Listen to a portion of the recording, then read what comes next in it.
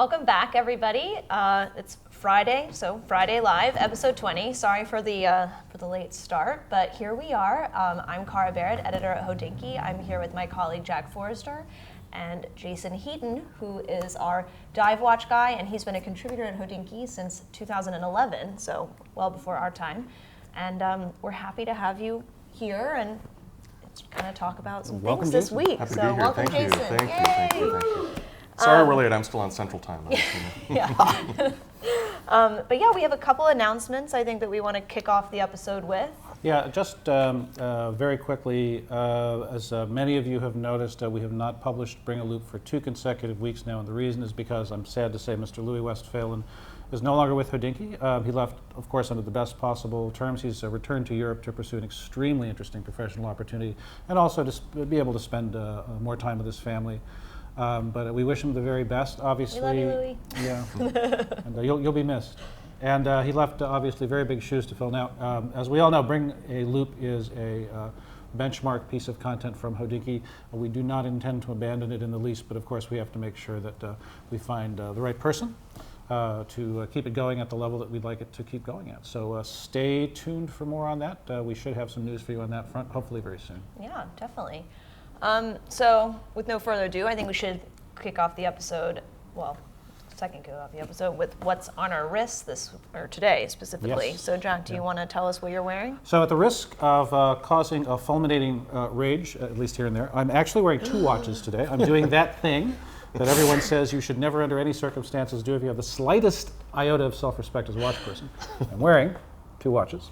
On my right wrist is an Apple Watch, on my left wrist is my much beloved Seiko limited edition Grand Seiko GMT. On my right wrist, I'm actually field testing an Apple Watch Series 3. What do you think? It's just as Series 2 was a noticeable improvement to Series 1. Series 3 is a notable improvement to Series 2. I don't really have anything to add to Ben's extremely substantive and detailed review, but the whole experience of wearing a smartwatch on the right wrist and a good mechanical watch on the left wrist it's one that seems to excite strongly dichotomized views. So I'm looking forward to getting into that a little bit more in an upcoming article. I also love that NATO strap, the Velcro. Yeah. It's really, the weave is really nice. Yeah, I actually have a UV flashlight in my desk, and when I hit the strap with that, it just glows like a bandit. The light hits it just right. Yeah, it glows ferociously. It's a beautiful thing. So which one do you prefer, though? I don't prefer either, actually. They have, Okay. I don't want to give away the whole story, but I think they both offer distinct but very different experiences. Okay. Very diplomatic. Yeah, very diplomatic. I feel like this is your new pose, though. Yeah, I think this should be, we should change the Help masthead me. to reflect that. Yeah. Today I'm actually wearing the Merci LMM01, which the mechanical version. They came out with this watch a few months ago, I think. Yeah, quite recently. There's a quartz version with the black dial and the mechanical with the white dial, and it has an ETA 2801-2 caliber. And honestly, I'm really enjoying it. It's 37.5 millimeters. It wears really well on the wrist. It's a brushed steel case, like very classic kind of lugs. Yeah, I think it's super nice looking. Oh, we should say, in case those of you who don't know, Merci Paris is it's a store in Paris. Beautiful things. Many beautiful design objects. They position themselves as kind of a launch venue for young designers, and a percentage of all of their proceeds go to the construction of schools in third world countries, specifically Madagascar, if memory serves. So good cause, and a very affordable watch. Yes, and the watch, it's like €365 for the mechanical, and I think $185 for the quartz. The store is chic AF, as I like to say. It's been around for a while, and I used to go there. So go if you have not been yet in Paris. So I'm enjoying it. It's on the pink strap. I may or may not have coordinated it with my sweater today, but sometimes that's just how I roll. Yeah. So. Always take credit for good luck. That's Anyways, Jason, what are you wearing today? Well, I've gone the complete opposite direction to your choice. I have what I lovingly have termed the Kraken. This is the Citizen ProMaster EcoDrive 1,000 meter.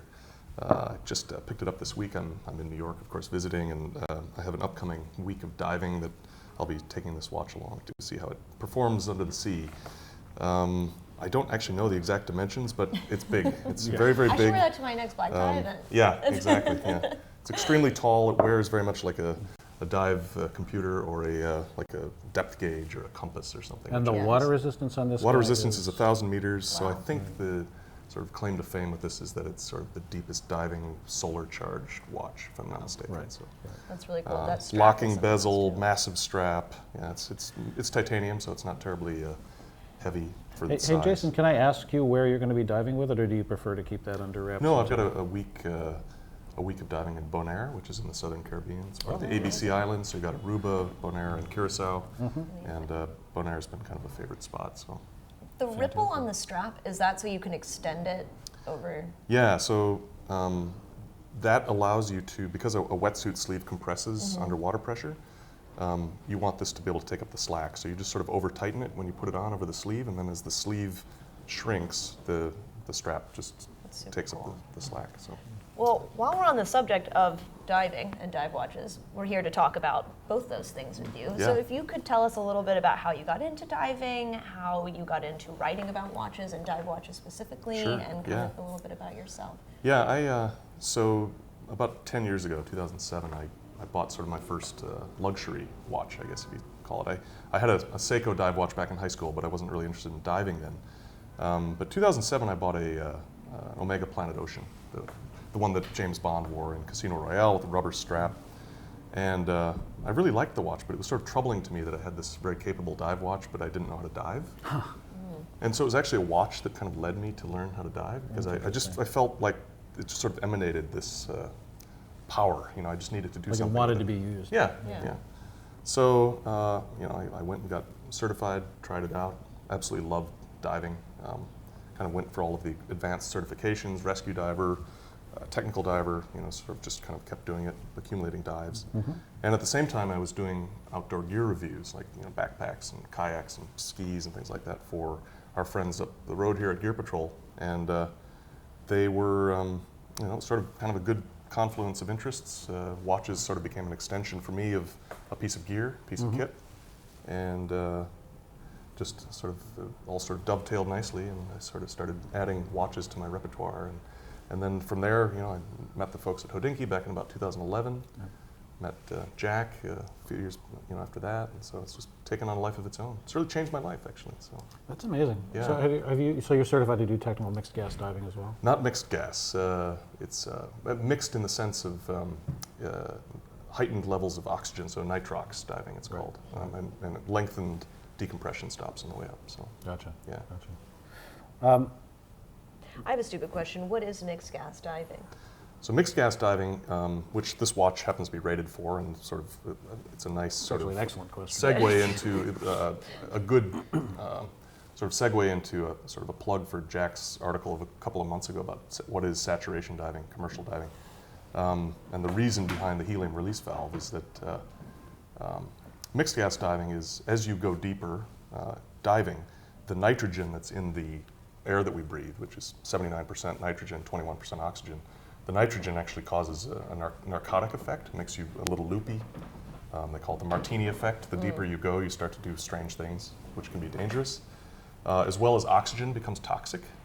So below about, I think it's 187 feet, the air we breathe, the oxygen starts to become toxic. You can convulse, drown. So they start to, as you go deeper, back in the 60s, as they were getting into commercial diving for the oil industry, they started experimenting with different mixed gases where they would replace much or all of the nitrogen and a lot of the oxygen with helium. Because helium is just an inert gas. It just, your body just sort of doesn't do anything with it, but you still get the oxygen that you need. So a lot of the guys that are doing deep, long technical dives are using helium. They call it heliox, which is just helium and oxygen, or trimix, which is helium, nitrogen, and oxygen. Interesting. Very cool. Yeah. Now, how much of an Now I advantage know. in terms of depth do you get with these mixtures? Well, I don't know. I can't remember what the record is these days for the deepest dive on scuba, but it's very deep. I think there's been a 1,000-foot dive with heliox. And at that point, there's only a few percent of the area or of the gas you're breathing is oxygen. Wow. So yeah, your body can do with much less at that depth. So, That's amazing. Wow. yeah. So Very speaking cool. of depth,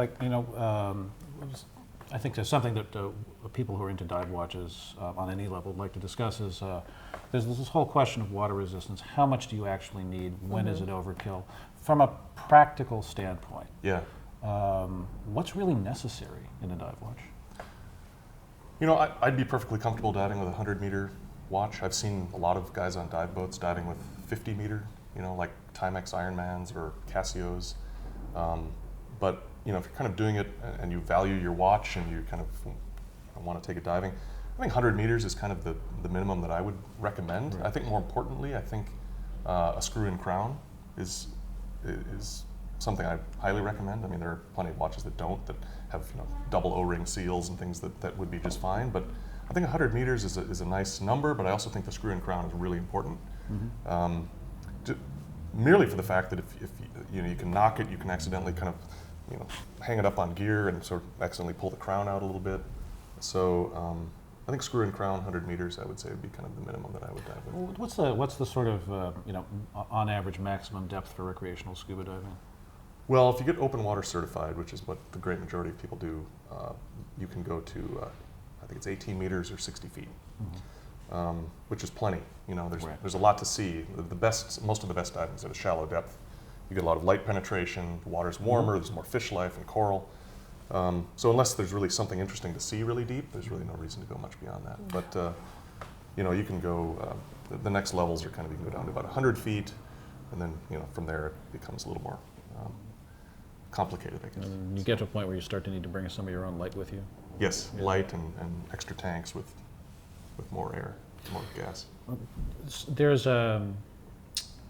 sort of the simple, basic version of the dive watch. You know, one-way bezel, 100, 200 meter depth, good visibility. We see dive watches with complications sometimes. A chronograph, for instance, is a common complication in a watch that fulfills the other criteria for dive watches. What do you think of complications in dive watches? Is there anything that's actually useful, really, beyond a rotating bezel, or? I mean, I think, you know, a date is a nice thing just on a daily basis. You know, just especially most of your diving tends to be on vacations, and you kind of lose track of time and the date. So that's kind of nice. It's kind of the point of the vacation. Yeah, exactly. Yeah, that's true. So you like a date window? That's often hotly debated. I mean, you know, I can go either way. Yeah. I do enjoy a lot of date windows come up a lot on the show. Yeah, they do. Always like to bring it back. Yes. I personally enjoy the debate over dive windows more than I enjoy either having a date window or not having a date window. Yeah, it's always fun. Chronographs are, you know, they're okay, but at best, I think, like, if you can get one that has the center minutes, so that the sweep hand is actually tracking minutes, you can actually use that as a dive timer, which allows you to then use the bezel for other functions underwater. But that's pretty low priority for me. I think kind of the best complication I've seen is some of these with integrated depth gauges. So then it truly becomes a proper backup instrument. Right. If your computer fails, which, you know, they do occasionally. I've had a computer fail. You know, battery goes, just ends. You know, you're just done. Which is fine if you're just doing a 60-foot recreational dive within limits. You can just sort of slowly make your way to the surface. But if you're doing something a little more deep and you require a little bit of decompression or something, it's nice to kind of know where you're at. Yeah, there are not that many mechanical depth gauge watches out there. You know, you can kind of count them on the fingers of one finger almost. Yeah. What do you have any thoughts on the ones that are out there? So I've dived with the Jaeger-LeCoultre Master Geographic Navy SEALs, I think they called it. I don't even know if it's still in production. Yeah. It was actually the rose gold version. It was, you know, incredible watch.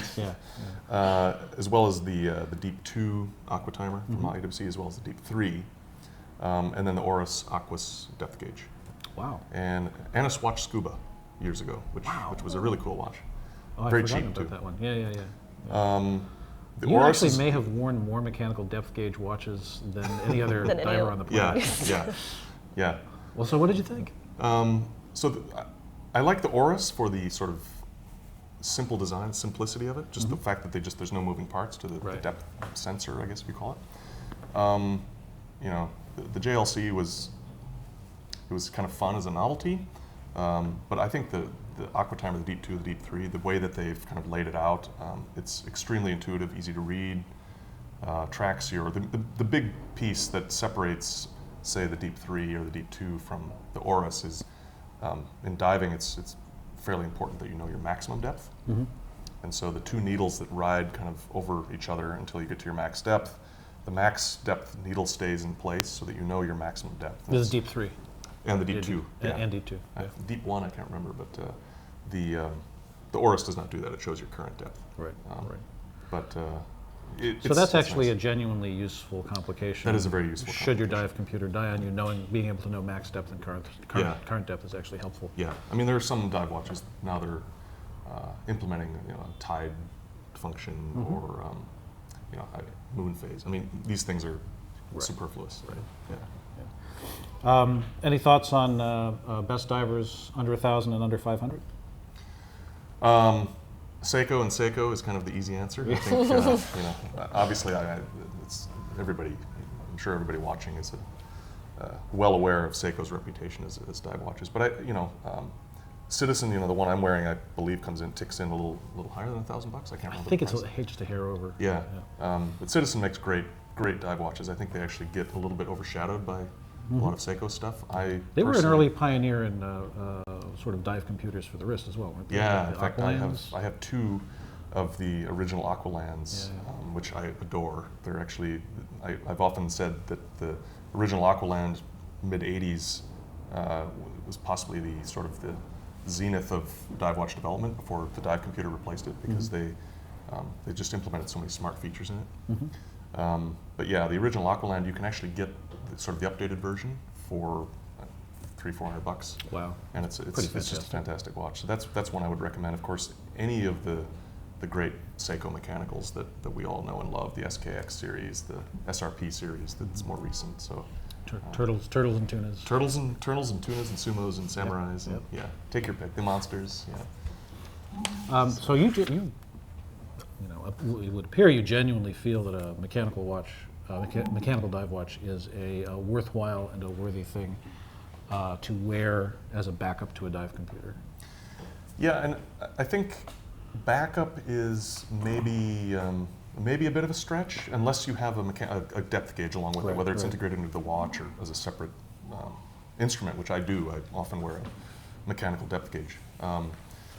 But I think more importantly, it serves a number of functions for me. For one thing, there are things you can do with a rotating bezel dive watch underwater that a digital dive computer just doesn't do very well on. Yeah. And that is, let's say you're swimming from, you're going along a reef and you need to navigate and turn around and make it back before your air runs out. You can set the bezel to zero it out as you're headed out, and then you know how long you've swum. And then when you turn around, you can just reset it, and you know how long to come back. You kind of end up roughly at the same place. So it's these sorts of things. When you get back on the boat, you want to kind of time your surface interval between dives. The dive computer is just a little more button pushing and a little more clunky. I think a dive computer or a dive watch is just such a simple solution to those needs. Jason, there's a lot of discussion and not a lot of what I guess I would characterize as technically informed discussion on number one, what depth ratings really mean, and also a sort of persistent notion, and it's something that we've tried to address a couple of times in articles you've written, certainly. This whole notion of there being a tremendous difference between so-called static pressure and so-called dynamic pressure. And the idea is that a 100-meter dive watch is not suitable for scuba because the second you start moving your arm, there's going to be this huge spike in pressure, and the seals are going to give way, and the watch is going to be flooded. So under no circumstances should you try to do scuba with a 100-meter dive watch, because those bastards at the watch companies are only giving you static figures and not dynamic figures. Yeah. So what do you think of all that? I think, for one thing, the depth ratings on these watches, and years ago they used to do more pressure ratings, which I think is a little more sort of an accurate, sort of technically correct way to represent it, because they. So should we be saying pressure rating instead of depth rating? Probably, right? Yeah. I mean, most of the watch companies aren't, they'll test it in a lab and they'll just pressurize a canister, some sort of a vessel down to a certain pressure bar or atmospheres, and that's what they should just stamp on the watch. But we all like to know how deep you could go with this. Right. But most of them aren't dropping them over the Marianas Trench on a fishing line or something to test them. It would add considerably to the cost of the watch. Yeah. It'd be a good marketing spiel too. So this whole static dynamic thing? I just don't Does it subscribe hold to it. I any mean, water? when I was researching it for this Dive Watch Myths article that I wrote a while back, you know, the few articles and pieces I read about it, it's a non-factor. Right. For one thing, you know, the pressure would have to hit the gaskets at, you know, right angles, and you know, it just doesn't. You can't move your arms that much Right. to make a difference. Now, also in diving, it's very much discouraged to swing your arms around. I mean, you're not doing much with your arms unless you're fighting Spectre bad guys, you know. So Have you fought many Spectre bad guys, Jason Heaton? I can't talk about it. So. But yeah, so I mean, yeah, I've read some of the same articles. Unless you're swinging your arm at something like 50 miles an hour, Yeah, and yeah. the watch is, you know, unintelligently constructed enough that the pressure bears directly on the seals, which is not the case, then it's a Right. non-issue. Yeah, yeah. That's good to know. Yeah. Should we move on to see the watches that you brought Oh for us yes, today? definitely. Jason Sure, brought yeah. some watches from his own collection. Yes, indeed. So let's have a look. So one of them that I brought is sort of one of the prides of my collection. It's a 1969 Doxa sub 200 Sea Rambler T-graph. This was one of a series of dive chronographs that they made back in the late 60s. Rumor has it they only made 300 of each dial color. So the orange, the black was the Shark Hunter, silver was the Sea Rambler, and the orange was the Professional. I adore this watch. I'm a huge Doxa fan, as anybody who knows me knows. It's just such a beautiful sort of dynamic watch. It's got this classic sort of engraved U.S. Navy no decompression scale bezel, the big giant oversized minute hand, and then it's a 2-register hand-wound chronograph with a date, which fairly rare from that era, that hand-wound chronograph with date. It was an Eberhard movement because Doxa was part of the same Synchron group. I think it was. Group, yeah. So, yeah, it was a real find. I got it from a dealer out of Chicago who happened to actually send me an email while I was on a dive trip and said, "I think you might be interested in this." How do you feel about the notion of diving with actually diving with a vintage watch? I mean, I assume that the recommendation would be have the seals renewed and have it pressure tested. Yeah, people are really skittish about doing that, and I get why. But a few years ago, I've got a 1976 Tudor Submariner, snowflake dial or snowflake hands, and it was a little rough when I got it, and it needed a service, and I had a trip coming up, and I thought, let's get this back to the way it should go, the way it should be used. And I had the new crystal put on, new seals. It even had a new crown and crown tube. It's been great. I mean, it's been a really reliable watch. I've dived with it quite a few times. Interesting. I think certain ones like the T-graph, I wouldn't. Right. The crown doesn't screw in. There's pushers. It's just more going on. Plus, it's extremely rare. Right. So you wouldn't want to ruin it yeah, or take the chance of ruining it. But I think for anybody that has the gumption to do it, Yeah. kind of the courage, I guess, or the interest, go for it. I think it's. But the key is getting it sealed. Yeah, for sure. Get it sealed. Get Because we've had get it some- pressure tested. Yes. Right. Yeah. Get it pressure tested Yeah, and seal. yeah, I Don't mean- swim with it, just not. Yeah, exactly. Yeah, I mean, Get a little fog in the crystal. Yeah. Before you go diving with your mill sub. yes. Yes, please. Yes. Yeah, and then so watch number 2 that I brought, actually just picked it up a short time ago up at Rolex. It's another review sample that you guys have had in the office here before. It is the new Sea Dweller with the red text on the dial, the 43 millimeter case, the Cyclops on the date that was sort of a bit controversial when it came out. I'm kind of warming up to it. I think 43 is actually a great size for a watch, at least from a wrist my size, as opposed to As opposed to the Kraken. But Rolex, I have kind of a soft spot. I mean, they're such capable dive watches. I mean, arguably they were there at the beginning.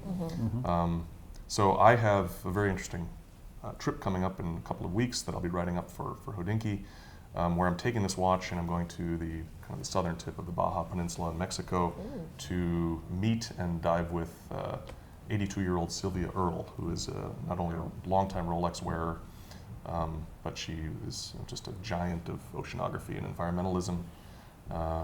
She's been in National Geographic. She's been head of the National Science Foundation. She was one of the team of the first women aquanauts to live in a habitat underwater. Right. Tremendous, huge figure. And So I'm really excited to do that. That's really So cool. we're So gonna do she's a some lady diving. boss. She's a lady boss of the ocean. Yes, basically. exactly. They call her deepness. No. Do they? Oh. They do. Yeah. Do I get a nickname around something? We'll work on that. Okay. When it was For liveness. The chicness? Yeah. I don't know. Yeah, her chicness. the very second you turn 82. Yeah, oh, yeah. A little while.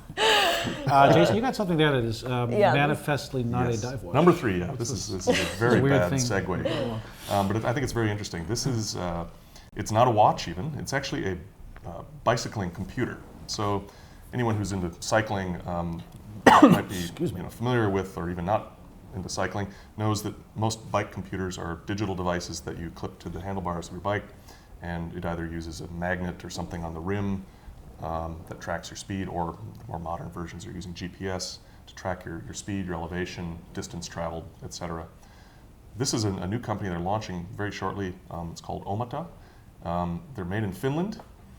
But what's interesting about this is it's an analog cycling computer that tracks your speed, your elevation gain, as well as your elapsed time and your distance traveled, all on a beautiful analog dial, really intelligently, I mean, it legibly looks designed. really cool. cool. It's incredible, Yeah. and it recharges via USB. Oh. It senses all of this through GPS, so it looks very analog, but it gets all the data from GPS, Cool. translates it to an analog display, Yep. and then you can actually link it to an app on your phone and upload it to Strava. Anybody that's into sort of sharing, the sharing community of endurance sports might be familiar with Strava. That's cool. And what's, I guess, relevant to Hodinkee, and the reason I took interest in this was it uses a highly modified movement, if you want to call it that, from Seiko Precision. Wow. So a lot of little stepper motors in there that, Yeah. that work the hands. And It things. actually Very sort of looks cool. like a Seiko. It does, yeah. Yeah. And it's just a little bit smaller than the Citizen. No. Yeah. Yes, not I that mean, much. It's actually not that That's much very bigger. cool. Yeah. Well, that's 3 really cool pieces, Jason. Yeah. I guess Top now 5 is a- dives? now is a great time for us to ask you. We asked Jason what we thought you guys might be interested in hearing about, are his top 5 most memorable dives for whatever reason, and the watches that went along with them. So Sure. you want to Yeah. jump into it, Jason?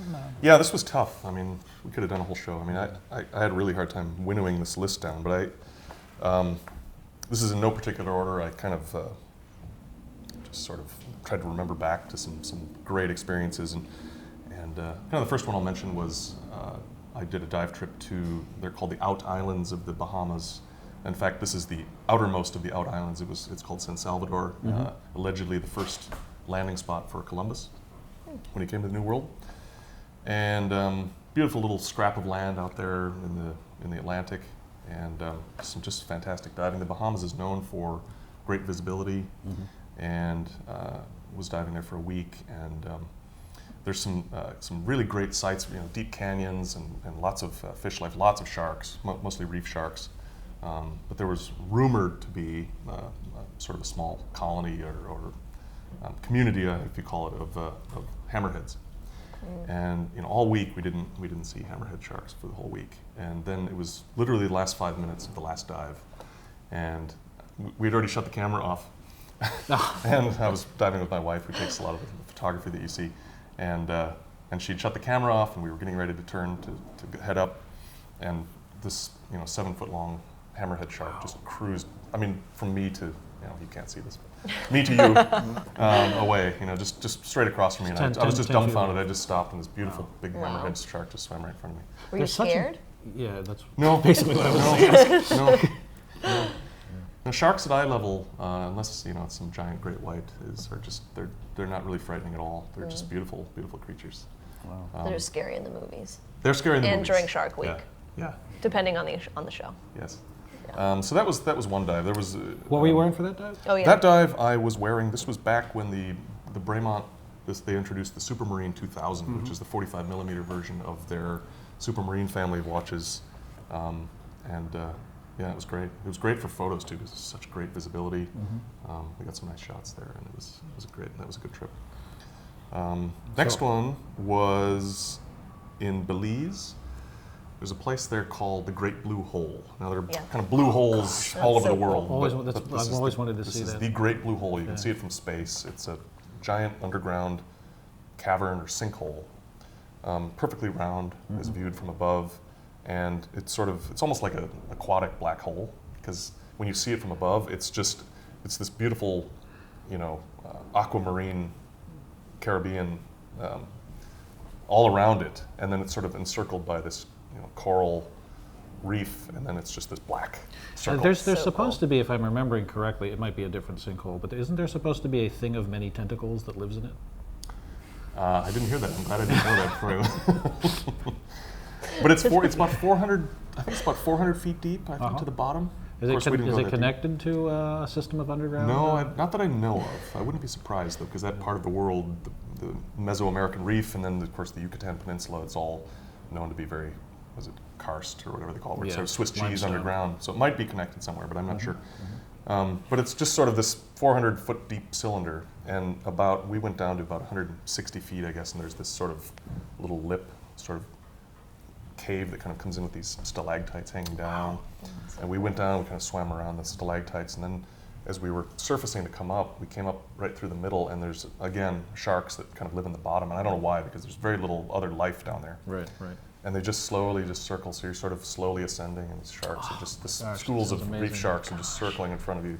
Maybe they just think it's a cool place to hang out. Yeah, I guess Maybe they I did, appreciate yeah. the beauty. Yeah. And the watch on that dive? Watch on that dive, this was something I did for Hodinkee. It was many years ago, 12 or 13, 2000. It was the Audemars Piguet Royal Oak Offshore Diver. Wow.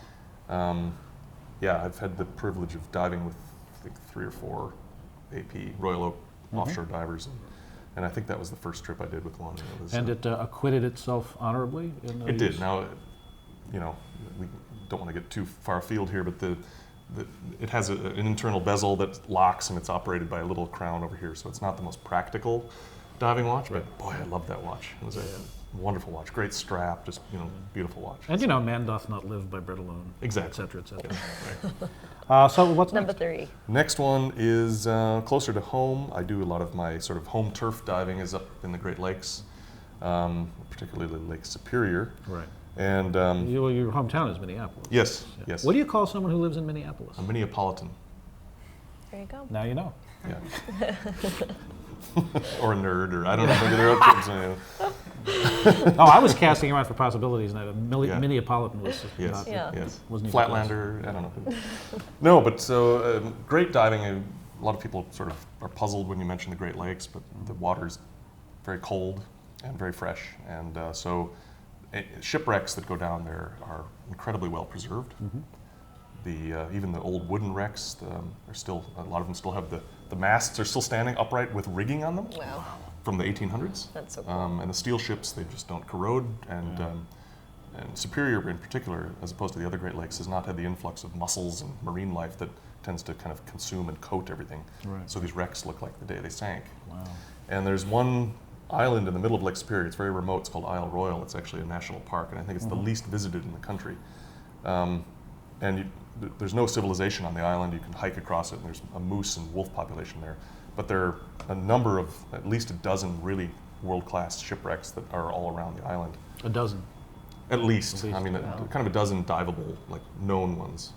And so this one isn't a particular wreck. There were a couple of really, really phenomenal wrecks that I went out with an old high school friend of mine who's my cold water man. He's my cold water photographer, because my wife is smart enough not to do too much of that. But we did this expedition where we chartered a boat for 3 days, and we lived on the boat and dove these wrecks around the island. Wow. And it was really spectacular. And that one, that was the year that the Omega Seamaster 300 Master Coaxial was released. And I took that one along for that trip. And it was great. Loved that watch.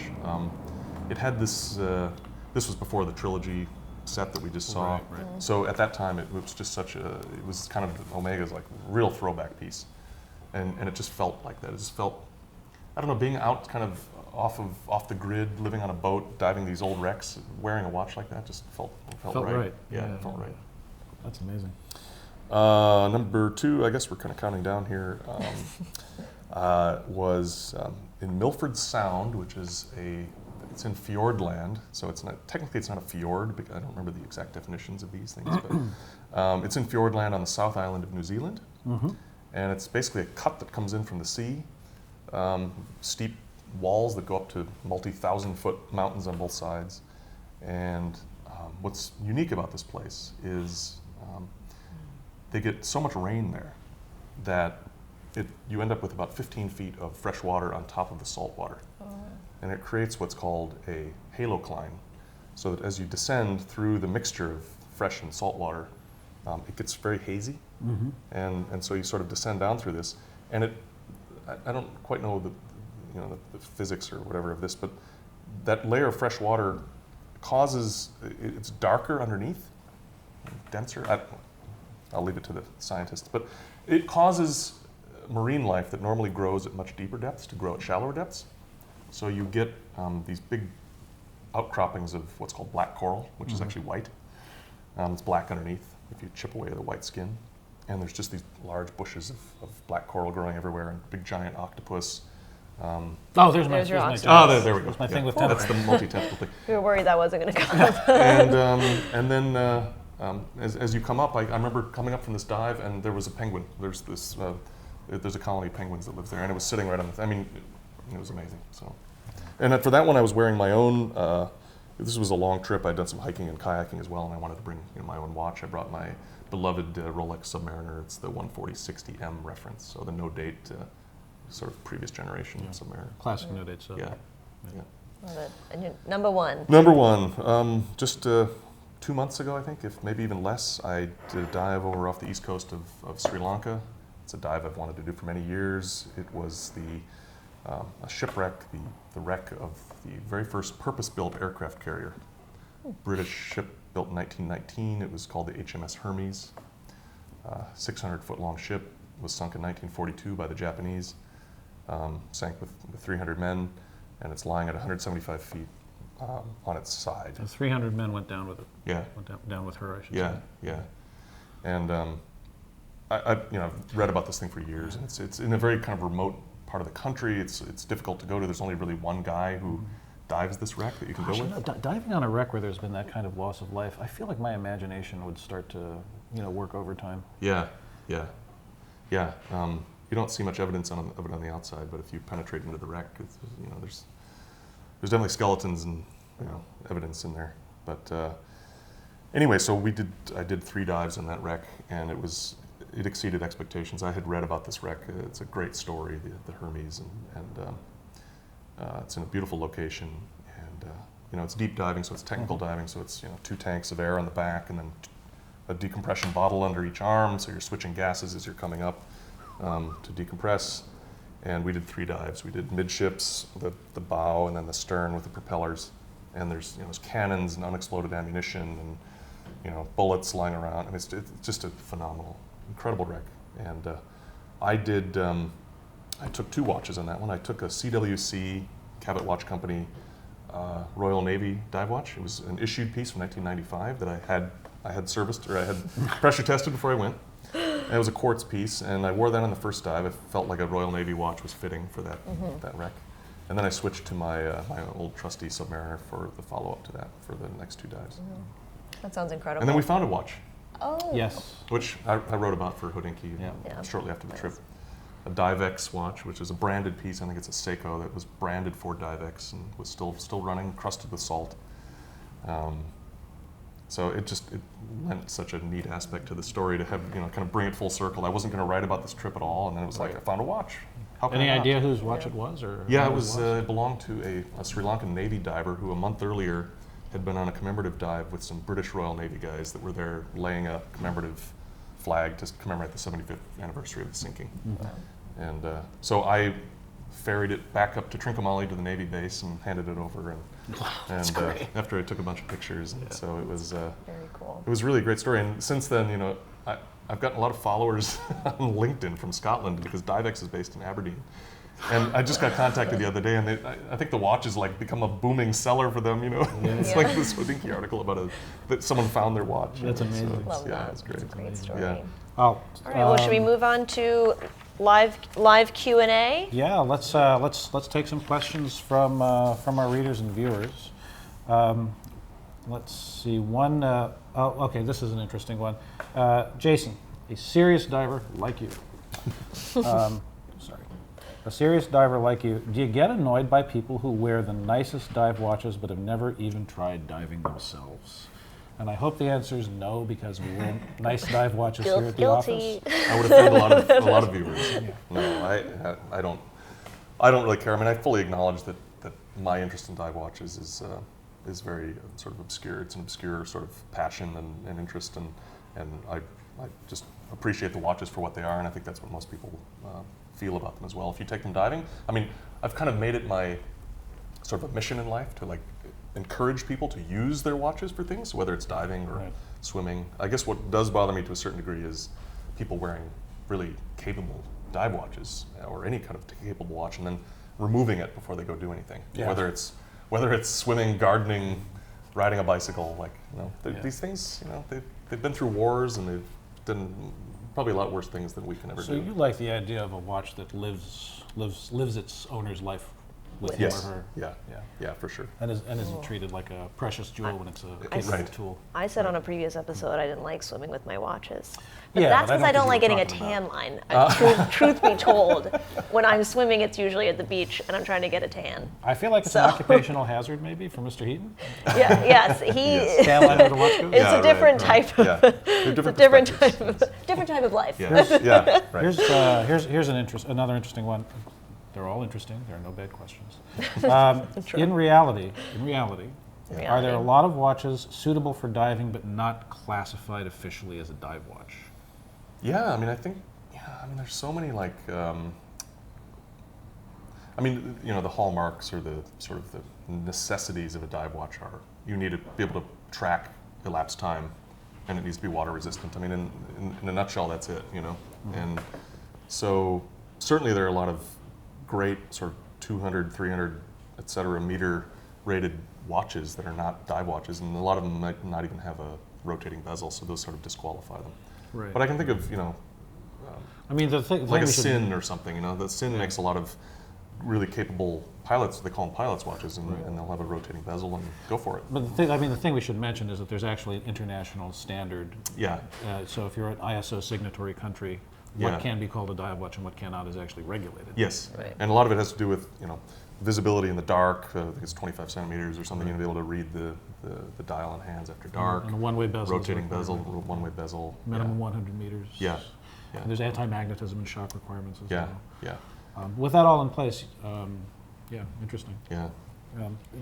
I think there's a question I noted that someone submitted overnight that I think is a good one. So let's just pretend for a minute that Rolex Submariner didn't exist. Yeah.